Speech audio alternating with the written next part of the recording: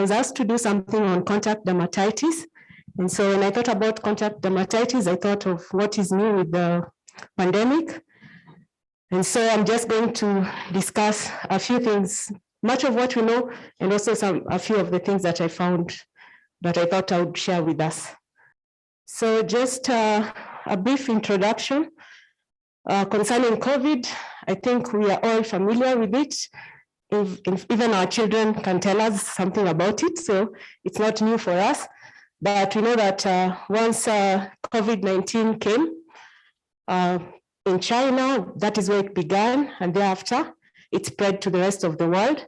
And a number of recommendations that were given was to prevent the spread of the virus, included social distancing, wearing of facial masks in public areas, ventilation and air filtering, hand washing, covering one's mouth when sneezing or coughing, disinfecting surfaces, and also monitoring and self-isolation. So at the moment, we're also receiving a lot of the vaccines, and I believe most of us have received, if not all of us.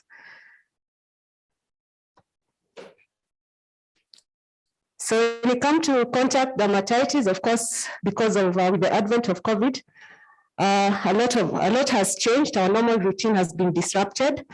I was able to go through a number of studies that have been done with regards to contact dermatitis, and allergic contact dermatitis has been noted to be the increase due to things like rubber, the adhesives, the formaldehyde, as well as irritant contact dermatitis due to the pressure and the friction in healthcare workers, particularly when they are wearing the N95 masks or any other masks.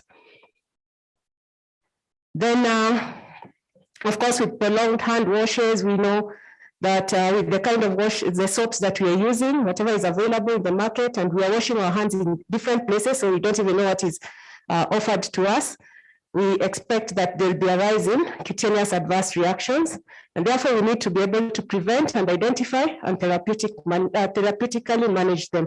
So another study that I was able to look at that was based in Wuhan by Lin et al. They were looking at 376 respondents, healthcare workers, and what they found was adverse skin reaction was reported by around 74% of these respondents, and most of them reported types of eruptions like skin dryness, discoloration at 68.6%, papules and erythema at 60.4%, and maceration at around 52.9%. So the numbers are pretty high. And the common areas that were affected included the hands, the cheek, and the nose bridge, particularly. So I reviewed another case where there was mask-induced contact dermatitis in a 23-year-old lady who was diagnosed with this dermatitis, having reacted to KN95 mask, FFP2 equivalent, which had been worn for about 4 days to prevent COVID. And the clinical presentation initially mimicked acute cutaneous lupus erythematosus.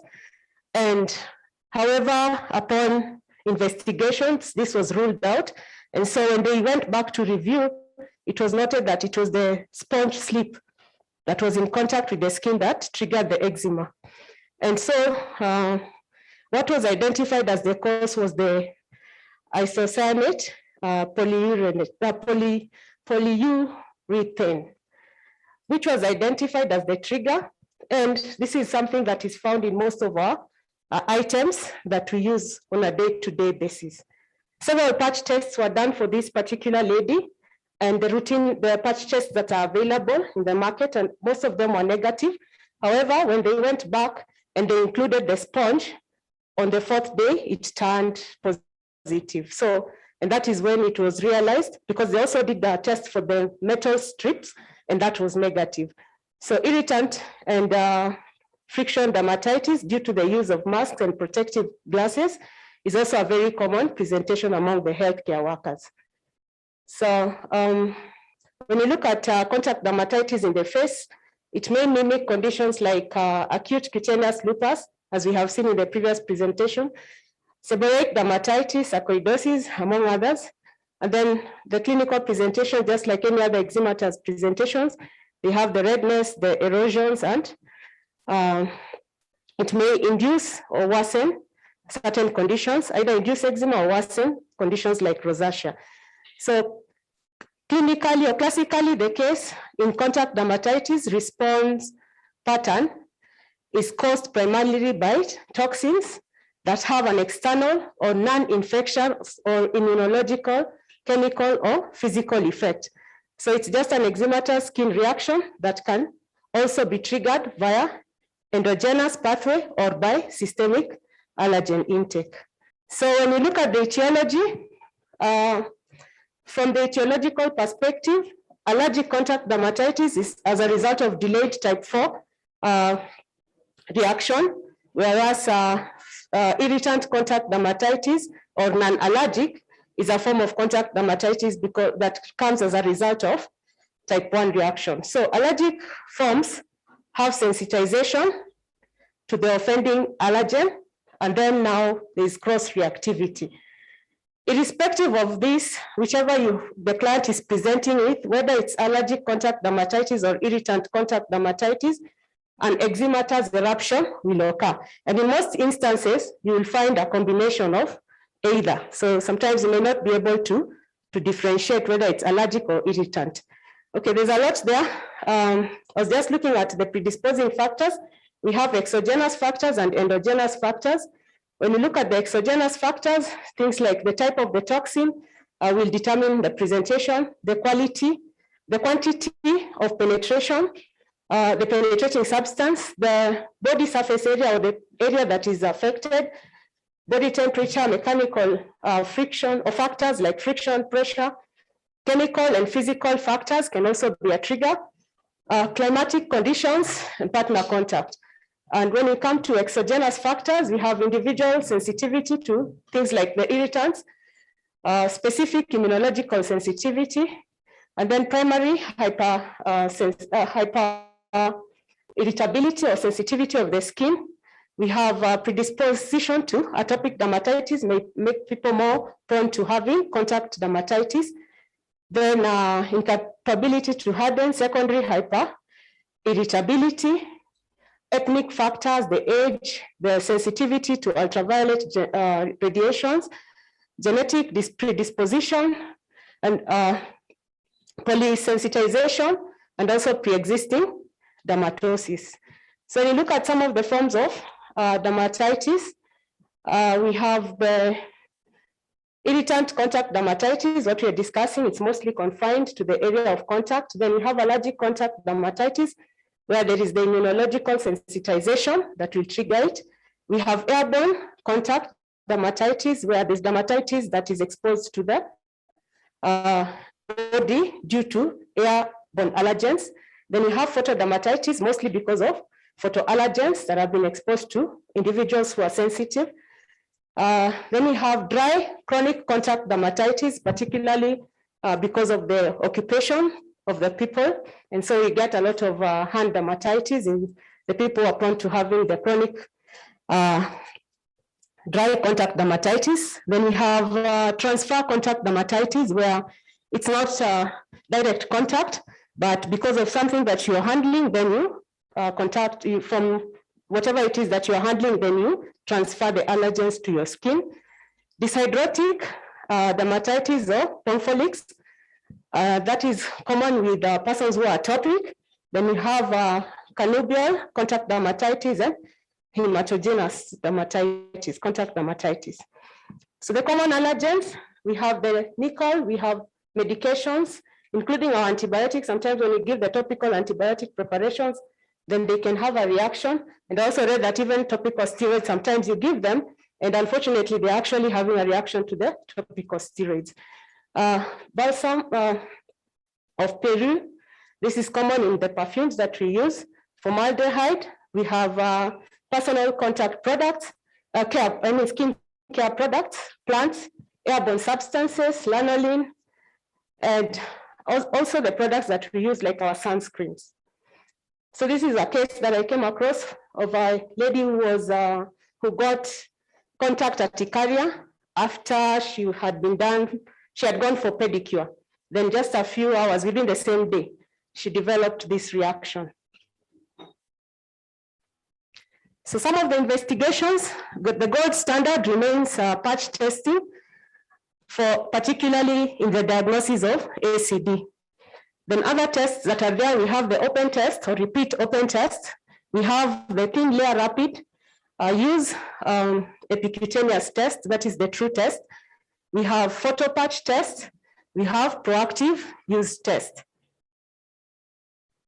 Then when it comes to prevention and management of ACD in relation to hygiene, why I brought it in relation to hygiene, remember with the era of COVID, there's a lot of hand washing and all that. So frequent exposure to this water will predispose them to eczemas. So we have to look at what they are using. Using soaps without fragrance will prevent and preservatives with or without or of low sensitivity, or rather of low sensitizing potential is recommended. Other recommendations is when you're using the hydroalcohol solutions, you can have that which contains glycerin to replace the traditional soaps.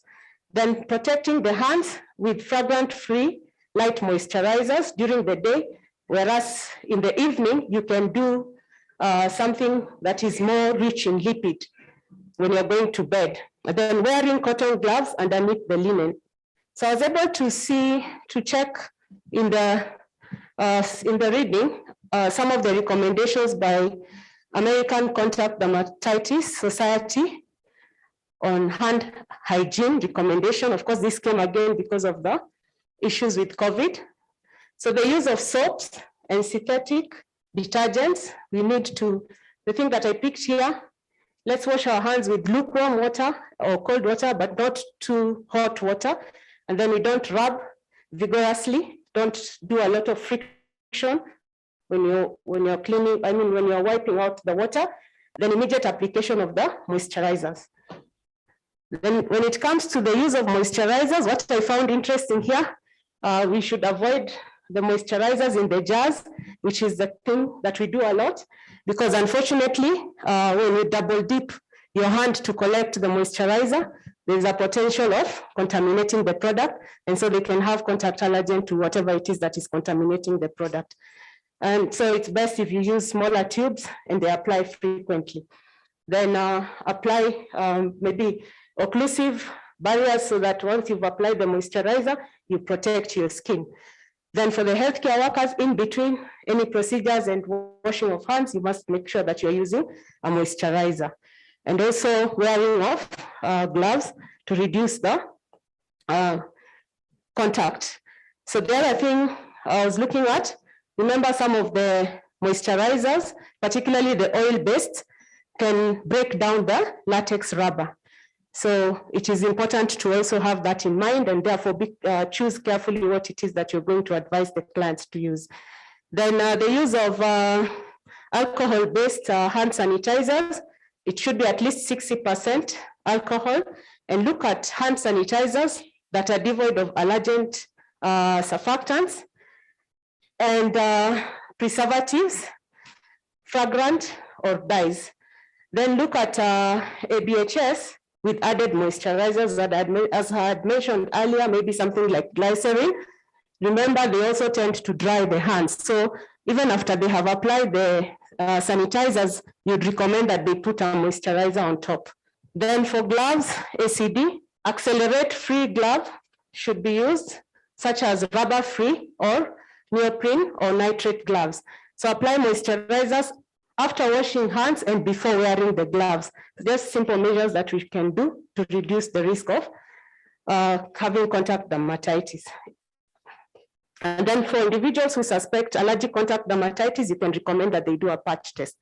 In terms of treatment, of course, identify the allergen, give alternatives for substitutes, because sometimes when you tell a client, stop this, don't use it, it's probably triggering the eczema, and you don't give them a substitute, then stop it for a week or two.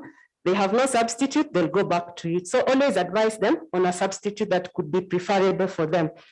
Then supportive care and relief of the pruritus. You can do cold compressions with water and saline and discourage excessive hand washing and the use of non-irritating and sensitizing moisturizers. Topical steroid still remains the first line in management of ACD. So for those that have ACD or reactions that is greater than 20% body surface area, you can consider systemic, but for a very short period, and you taper it down as fast as you can, not more than 2 weeks. Then topical T-cell selective inhibitors are if efficacy in ACD and ICD has not been established. Antibiotics only if the secondary infection. Then other modes that I came across, the ultraviolet treatment, immune modulating agents like MTX, azathioprine, and MMF. Like for the azathioprine, it was thought to be quite effective for persons with hand eczema at 2 milligrams per kilogram body weight. And because of the genetic polymorphism, that is 11% of the population have intermittent TPMT activity and are predisposed to toxic effects. So specifically for the persons with atopy. And then the other thing I also saw, hand eczema and iron therapy. I also found this interesting, that there's a study that showed iron intake limits absorption of nickel from the diet in the human body. So in management of chronic vascular hand eczema, due to nickel sensitivity, you can lower nickel diet and of course introduce iron as part of the treatment, and that will help to reduce the hand, or rather to take care of the hand eczemas. Then lastly, I also saw the batch, which is benefits of alitretinoin in chronic hand eczema. Alitretinoin is a vitamin A derivative, and it has been thought to also give good response, especially for chronic hand eczema, which is unresponsive to potent topical corticosteroids. So those were my references, and I hope we did not get to that state. Thank you very much.